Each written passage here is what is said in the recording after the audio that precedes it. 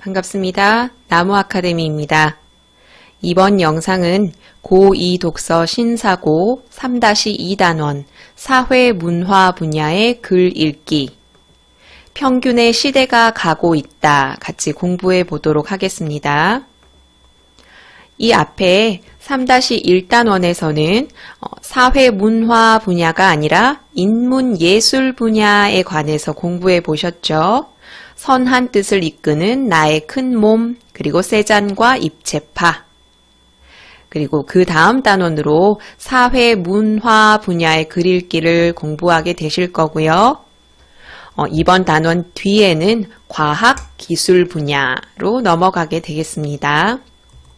이번에 공부하실 글의 제목은 평균의 시대가 가고 있다 입니다. 일단 이 단원에서 어떤 유형이 많이 출제됐는지 먼저 보도록 할게요. 첫 번째로는 여러분 글 뒤에 독서 역량 기르기라는 부분이 있지요. 거기에 근로자 평균 소득에 관한 기사문이 있어요. 그 기사문을 보기로 제시하고 그것을 해석하는 문제가 가장 많이 출제가 됐습니다.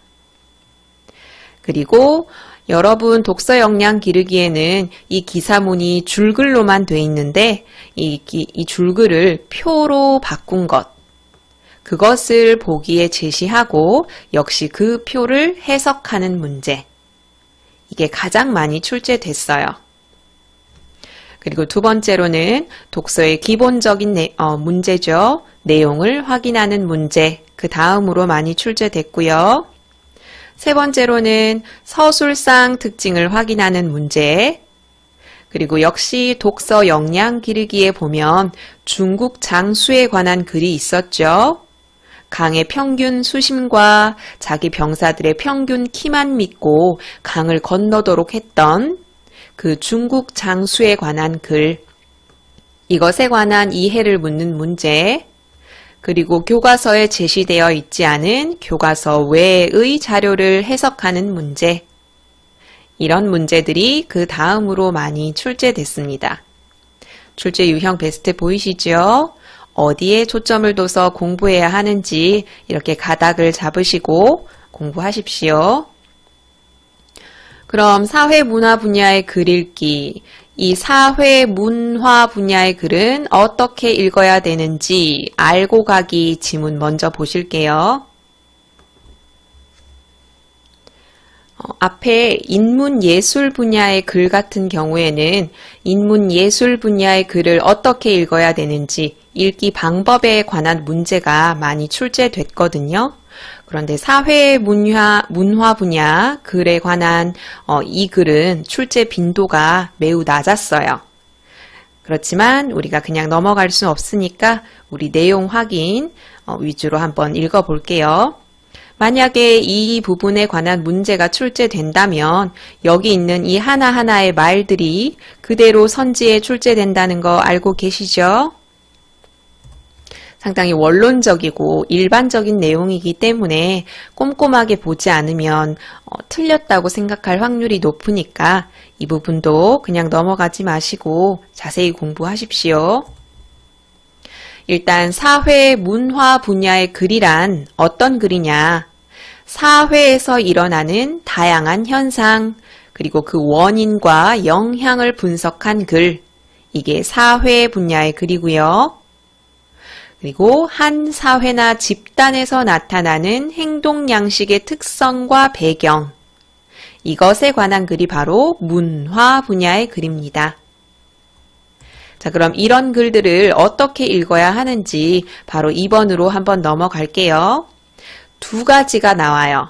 사회 문화 분야의 글을 비판적으로 읽는 방법. 첫 번째, 글에 담긴 사회적 현상의 특성, 그리고 이와 관련한 사회적 요구, 신념을 비판적으로 이해한다. 그 글에 담긴 사회적 현상 그리고 특성을 아세요. 그리고 거기에 드러난 요구와 신념을 비판적으로 보세요. 라는 것이 첫 번째고요.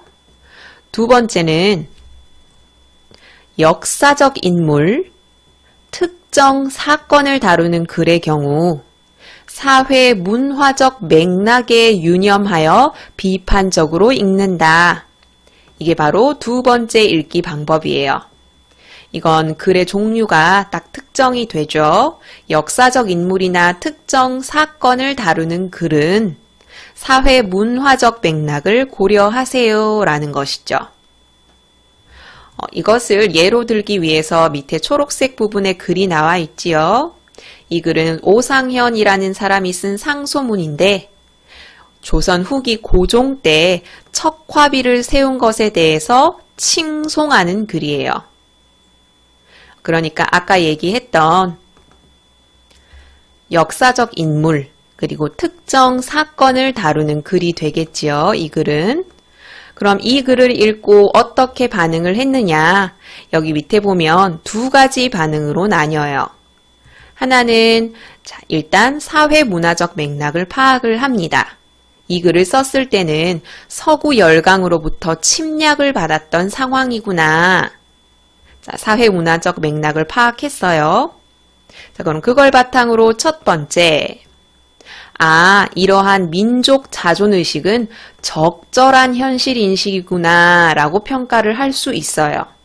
이렇게 침략을 받았으니까 척화비를 세운 것을 잘 했다고 그렇게 볼 수도 있겠구나. 그런데 다르게 반응할 수도 있죠. 서양을 침략적 대상으로 규정해버리고 쇄국 정책을 강화함으로써 서양의 선진 문물을 받아들일 수 있는 기회를 놓치게 했다. 이것을 부정적으로, 비판적으로 감상한 것이죠. 이렇게 판단할 수도 있다. 이렇게 평가가 나뉠 수도 있다는 거죠. 그래서 어떻게 읽어라? 사회 문화적 맥락을 유념해야 하고 이를 바탕으로 다양한 관점에서 의미를 살펴보고 비판적으로 이해하세요 라는 것이죠.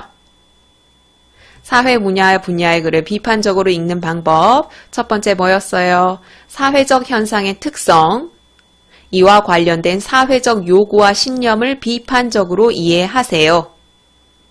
두 번째, 역사적 인물, 특정 사건을 다루는 글은 사회 문화적 맥락에 유념하세요. 그렇게 비판적으로 읽으세요. 그리고 이 두 번째는 밑에 초록색 부분에서 한 번 더 설명하고 있었습니다. 그럼 우리 제재 읽기 지문 본격적으로 들어갈게요. 평균의 시대가 가고 있다 라는 글입니다. 전체적으로 소제목이 달려 있지요. 이 글은 무엇에 관해서 평균에 관해서 이야기하고 있는 논설문이에요. 요즘은 사회의 변수가 많아져서 평균의 의미가 떨어지고 있다. 의미가 약화되고 있다라고 이야기하면서 그러면 그런 상황에서 우리는 평균을 어떻게 받아들여야 하는가에 관해서 설명을 하고 있습니다. 자, 그럼 첫 번째 문단부터 바로 볼게요.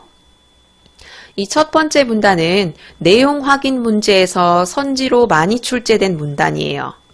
그러니까 여기 내용은 실수 없도록 반복해서 정독하도록 하십시오. 주어진 자료들을 대표하는 값으로 가장 유명하고 많이 활용되는 것이 평균이다. 평균에 대해서, 주요 제재에 대해서 언급했죠. 평균은 어떤 때 사용하느냐? 한 집단을 평가할 때, 다른 집단과 비교할 때 유용한 수단이 된다. 자, 그럼 평균이 대상을 잘 반영하는 대표값이라고 판단하기 위해서는 이 대표값이 뭐라고요? 대상을 잘 반영하는 값. 그때는 평균만 보면 안 되고 전체 자료의 다양한 변수와 양상을 검토하는 것이 필요하다. 이 변수와 양상 부분을 빈칸으로 제시하고 들어가야 할 말을 묻는 문제도 출제됐습니다. 자, 평균, 곧 대표값 이 말이 아니라 다양한 변수와 양상을 고려해서 대표값을 도출하세요 라는 글이에요. 왜? 사실을 잘못 이해할 수 있고 나아가서 평균만으로 섣부르게 결정을 내린 경우는 여러 부정적 결과를 초래할 수도 있기 때문에 평균이 바로 대표값이 아니라고 말하고 있는 거예요. 예를 들어 이 글은 구체적인 예시를 상당히 많이 드렸죠. 서술상 특성을 묻는 문제에서 구체적인 사례를 들어 필자의 주장을 뒷받침하고 있다. 이런 내용이 꼭 출제가 됐습니다. 머릿속에 넣어 놓으시고. 자, 개수대가 언급이 되죠. 예를 들어 주방에서 일하는 한국인들의 평균 키에 맞추어 일률적으로 만들어진 개수대. 이 개수대는 평균값을 대표값으로 생각하고 만든 것이에요. 그런데 너무 불편해요. 평균에 맞지 않는 사람이 더 많으니까요. 이 사례는 평균값을 대표값으로 이해해서 만든 물건 때문에 사람들이 불편을 겪는 사례예요. 이것에 관해서 그리스 신화에 나오는 프로크루스테스의 침대, 여기에 비유해서 이야기하고 있죠. 이 비유적인 표현을 사용했다는 것도 서술상 문제에 언급이 됐습니다.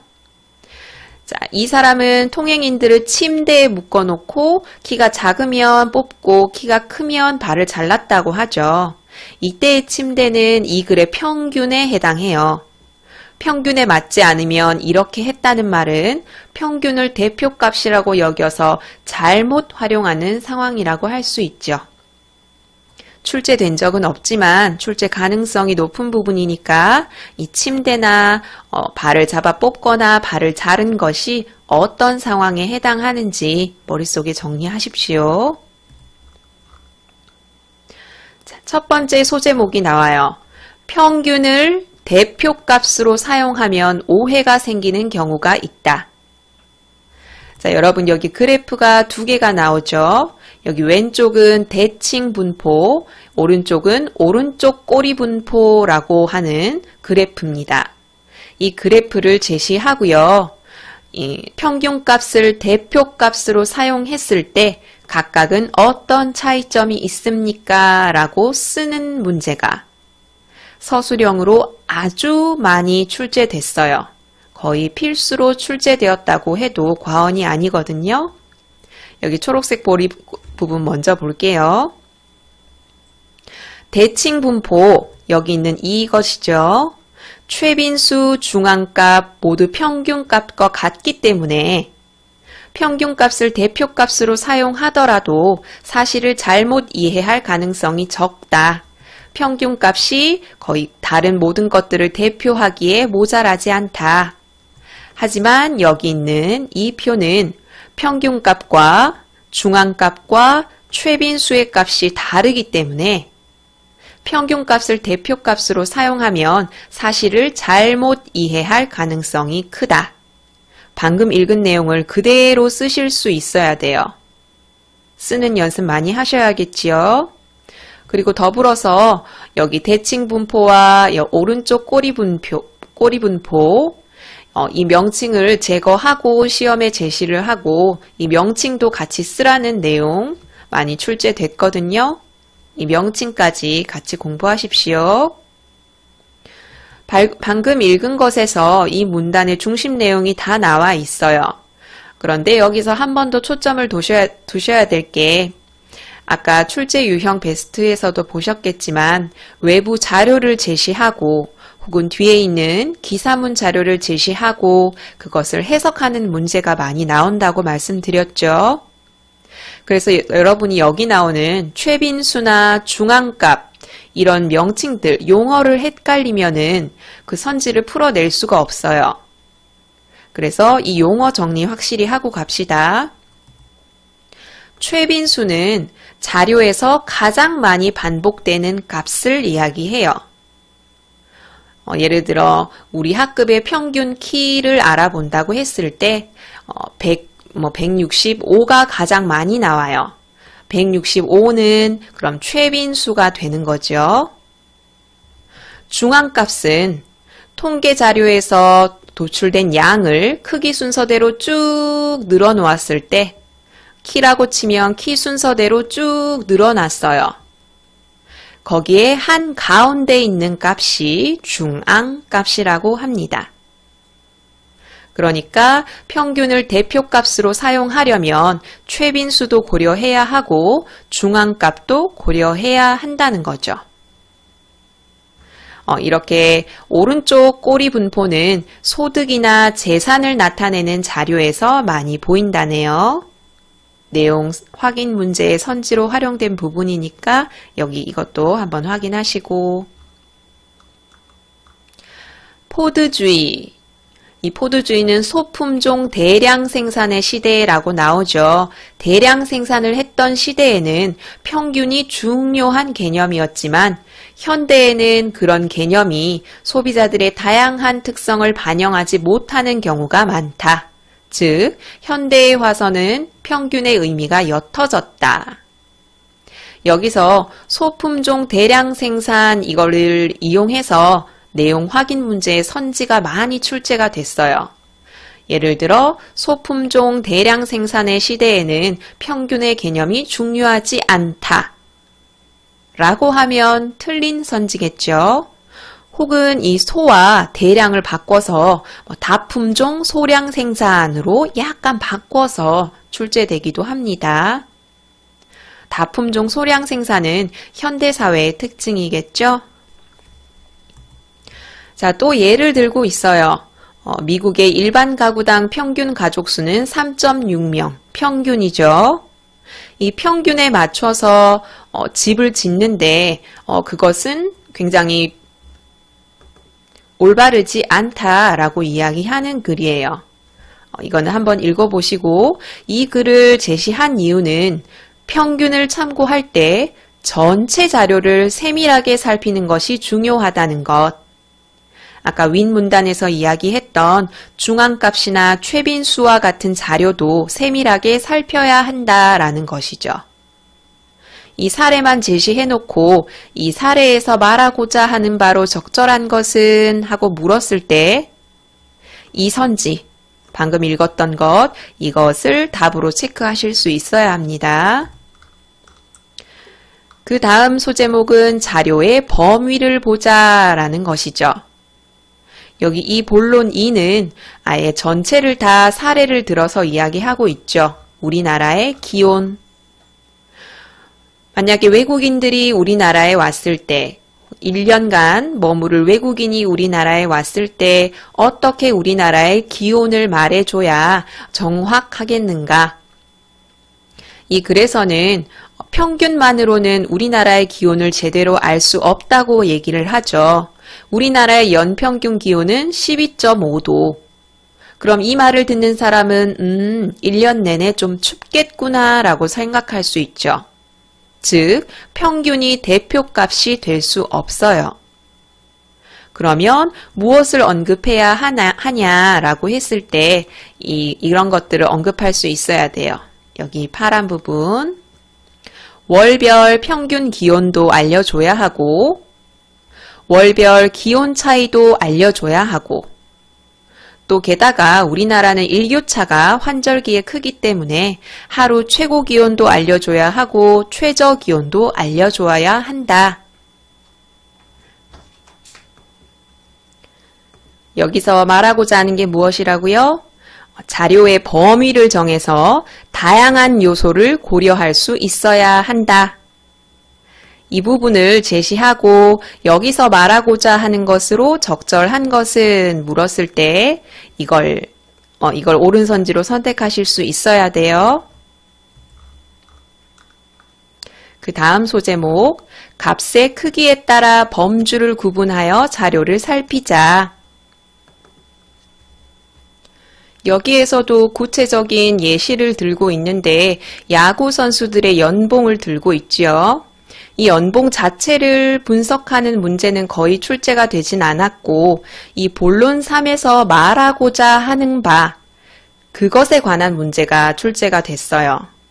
자, 야구 선수들의 연봉이 이렇게 차이가 많이 난다고 하죠. 이렇게 차이가 많이 나는 경우는 값의 크기에 따라 범주를 구분해서 자료를 살피자.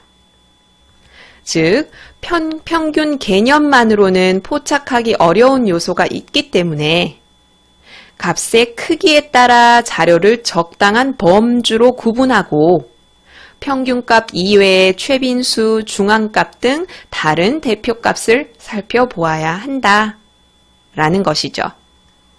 밑에 글에서는 그렇게 범주를 구분하는 예를 보여주는 거예요.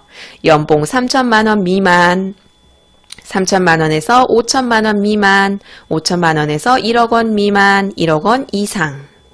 이것들은 범주를 구분한 예겠죠. 이렇게 구분해서 자료를 살펴야 한다라는 것이죠.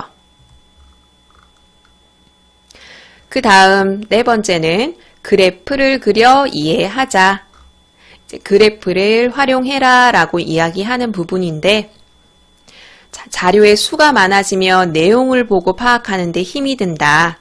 자료의 수가 많아지면 자료의 수가 적으면 굳이 힘을 들여서 그래프를 그려볼 필요는 없겠죠. 복잡한 자료를 요약 정리하는 것은 중요한데 그 중에 하나가 그래프를 그리는 거고요. 그래프를 그리면 자료 전체의 분포를 알아볼 수 있습니다. 그 중에 하나를 들어서 상수를 하고 있죠. 히스토그램. 여기 보시다시피 비교할 양이나 수치의 분포를 막대 모양으로 나타낸 것. 이 히스토그램은 자료를 일정한 범주에 따라 여기 보시면 이렇게 범주를 나눠놨죠. 각 범주에 속한 자료의 수인 빈도를 높이로 나타낸 것.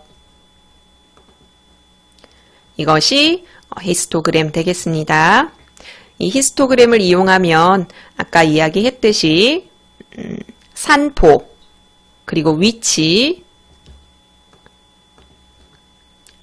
아니네요. 모양, 그리고 산포를 정확히 알 수 있다라고 여기 효과가 나오죠. 마지막에 결론을 내요. 통계는 거짓말을 하지 않는다. 통계 자체가 거짓말을 하는 것이 아니라 그것을 사용하는 사람들, 숫자 계산에 대한 무지 혹은 잘못 사용하는 것이 거짓말 통계를 만들어낸다. 그래서 어떻게 하자는 거죠? 평균값을 이용하기에 적절한 상황, 적절하지 않은 상황, 이것들을 판단하고 전체 자료를 세분화하여 이해하고 분석하려는 태도를 지녀야 한다. 이게 바로 글쓴이가 말하고자 하는 바죠. 여기 독서 역량 기르기 지문도 분석해둔 게 있거든요. 여기 보면 근로자 평균 소득에 관한 기사문 보이시죠? 이걸 활용한 문제가 많이 출제됐어요. 우리도 문제를 보면서 어떻게 출제되었는지 한번 확인해 보겠습니다. 자, 1번 보도록 할게요. 보기에 보면 독서 역량 기르기에 나온 그 기사문이 나오죠. 근로자 평균 소득이 329만 원인데 중위소득은 241만 원이다. 평균값과 중앙값이 이렇게 차이를 보인다라는 기사문이거든요. 자, 윗글을 고려할 때 보기 중 옳은 것끼리 묶인 것은 윗글은 화면상 제시할 수가 없으니까 교과서를 펴든지 아니면 방금 공부했던 걸 참조해서 한번 풀어보십시오. 정지 버튼 누르시고 답 찾아보세요. 같이 볼까요? 1번 옳은 것끼리 묶인 것은 입니다. 기억, 왼쪽 꼬리 분포가 나타날 것이다. 이 글을 읽어보면 근로자의 평균 소득이 329만 원이라고 나오는데 평균값이죠. 중앙값인 중위소득은 241만 원이고요. 중위소득의 50% 이상에서부터 150%, 그러니까 이 막대가 이게 중위소득이라고 치면 이 중위소득의 가운데부터 150%인 미만인 120만 5천 원에서 361만 5천 원까지 여기에 임금을 받는 근로자가 전체의 56.4%, 그리고 120만 5천 원 이하를 받는 사람은 13.4%가 나왔대요. 값의 크기에 따라 범주를 나눠서 이렇게 자료를 제시하고 있죠. 그리고 평균 소득만 제시했어도 되는데 이 평균 소득이 대표값이 아니라는 걸 드러내기 위해서 중위 소득이란 개념도 제시하고 있어요. 평균 소득이 높은데 중위 소득이 그보다 낮다는 것은 소득의 양극화가 심하다라는 결론을 낼 수 있겠죠. 자, 이것을 이렇게 표로 나타내 보면,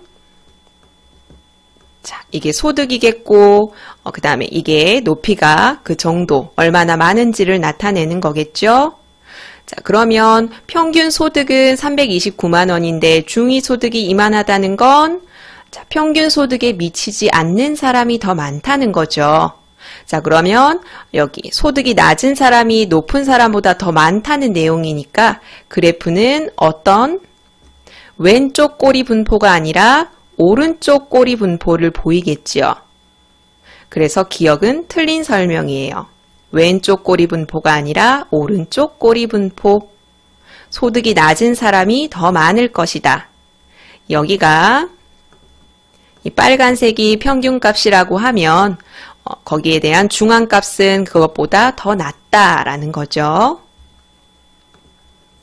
니은 최소소득과 최고소득의 차이를 알 수 있다. 이 글만 보고는 최소소득이 얼마인지 최고소득이 얼마인지는 알 수가 없어요. 평균값과 중앙값 그리고 범주를 나눈 이런 값만 제시하고 있죠.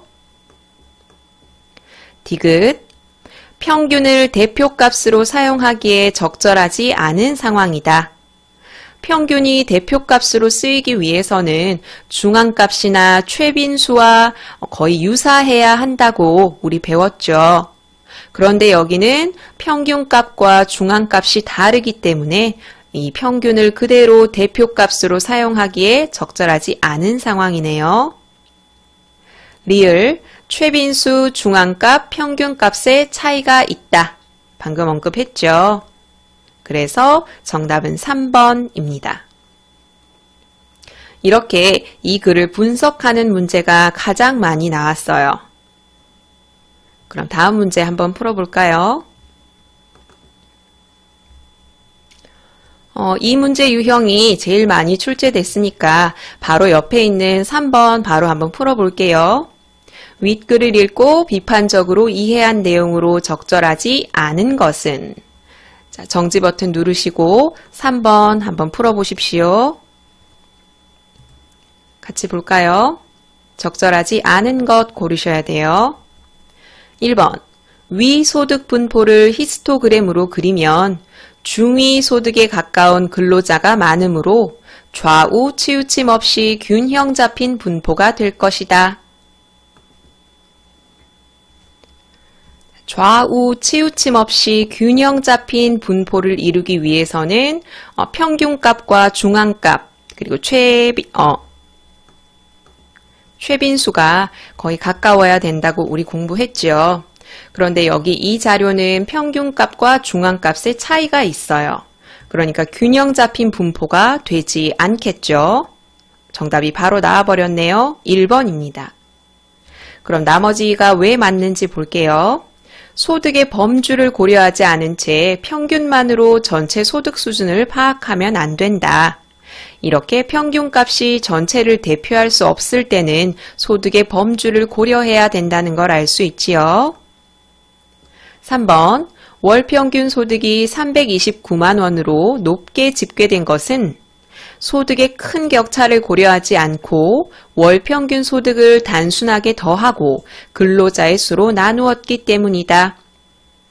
여기 그냥 소득을 다 더해서 근로자의 수로 나누는 것이 흔히 우리가 생각했던 평균값을 도출하는 방법이잖아요. 그런데 이렇게 격차가 클 때는 우리 범주를 나눠서 생각해야 한다라고 얘기했었죠. 그러지 않고 전체를 더해서 나누기만 했으니까 그냥 월 평균 소득이 이렇게 높아져 버린 것이다. 맞는 선지죠. 4번 평균 소득은 소득이 높은 사람과 낮은 사람의 소득 차이를 보여주지 못하므로 전체 소득 수준을 왜곡할 수 있다. 평균 소득만 보면은 우리나라 사람들, 임금 근로자들이 329만 원 정도를 받는구나 착각할 수 있잖아요. 평균이라고 하니까. 그런데 그게 실상은 그게 아니라는 것. 소득이 높은 사람, 낮은 사람의 소득 차이를 평균만 가지고는 알 수 없다. 즉, 전체 소득 수준을 왜곡할 수 있다는 거죠. 5번, 중위소득에 비해 평균 소득이 크게 높은 것은 사회적으로 소득 양극화가 심화되었음을 나타낸다. 여기 아까 제목 언급하면서 말씀드렸죠. 평균 소득과 중위 소득이 차이가 크다는 건 소득 양극화가 심화됐다는 것. 3번의 정답은 1번입니다. 다른 거 한번 풀어볼게요. 여기 10번 한번 풀어볼게요. 출제 유형 두 번째로 많이 나왔던 내용 확인 문제. 윗글을 제대로 이해하지 못한 학생은 여러분 교과서 펴서 지문 보시고 정지 버튼 누르시고 답 찾아보세요. 같이 볼까요? 1번 평균을 대표값으로 사용하기 어려우면 최빈수를 사용하면 되는군. 틀린 거 아시겠지요? 평균을 대표값으로 제대로 사용하려면 최빈수나 중앙값과 같은 기타 요소들을 고려해야 된다라고 말하고 있을 뿐 대표값 평균을 대표값으로 사용하기 어려우면 최빈수를 사용하자 라는 게 아니죠. 2번 다양한 변수가 있는 경우에는 평균값을 대표값으로 사용하기 어렵겠군. 다양한 변수가 있으면 평균값만으로는 그 대표값을 사용할 수 없다고 얘기했죠. 3번 그래프를 그리면 중앙값의 위치, 산포 등에 대해서 전반적인 판단이 가능하군. 그래프에 관한 설명에서 똑같은 내용이 있었습니다. 4번 오른쪽 꼬리 분포에서는 평균을 대표값으로 사용하면 사실을 잘못 이해할 수 있군. 오른쪽 꼬리 분포는 평균값이 여기면은 최빈수나 중앙값이 그보다 왼쪽에 있었죠. 그래서 이런 오른쪽 꼬리 분표에서는 평균을 대표값으로 사용하면 안 되겠지요. 여러 가지 요소가 일치하지 않기 때문에. 5번 자료에서 값의 차이가 크게 나는 경우에는 범위를 정해 다양한 요소를 고려해야 하는군.